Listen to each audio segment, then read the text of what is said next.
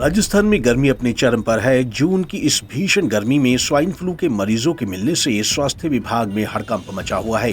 Corona के बढ़ते संक्रमितों के बीच 13 साल पहले अपने संक्रमण का कहर बरपा चुके स्वाइन फ्लू के मामले फिर से बढ़ते दिखाई दे रहे हैं। प्रदेश में लोग अभी कोरोना के कहर से उभरे भी नहीं है कि अब स्वाइन फ्लू का डर सताने लगा है। इस पुरानी बीमारी के फिर से दस्तक देने से लोगों में खौफ पैदा हो गया है। जयपुर, अलवर, दौसा, झुंझुनू समेत प्रदेश के कई जिलों में अस्पतालों में स्वाइन फ्लू के पिछले 2 महीने में मरीजों की संख्या 90 का आंकड़ा पार कर चुकी है। अकेले जयपुर में 70 पॉजिटिव मरीजों में कोरोना जैसे लक्षण पाए गए हैं। इनमें निमोनिया, ऑक्सीजन की कमी और सांस लेने में तकलीफ की समस्या ज्यादा देखने को मिल रही है। इनमें से 2 लोग अब तक दम तोड़ चुके हैं।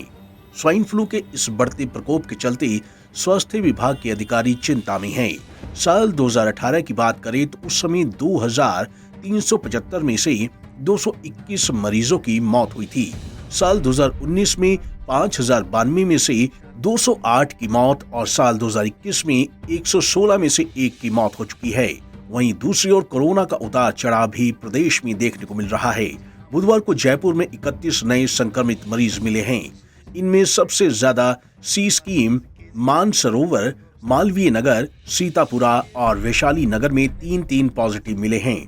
बढ़ते संक्रमण पर एक्सपर्ट कहते हैं कि स्वाइन फ्लू अब किसी एक मौसम का संक्रमण नहीं है। बाहर से आने वाले लोगों का बढ़ना और ग्लोबल वार्मिंग के कारण इसके म्यूटेशन का अंदेशा है। पहले कुछ बीमारियां किसी एक निश्चित मौसम में फैला करती थी, लेकिन अब वैसा नहीं है।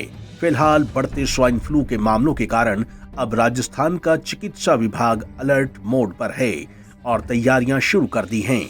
अब देखना होगा कब तक स्वाइन फ्लू के बढ़ते मामलों पर रोक लग पाती है।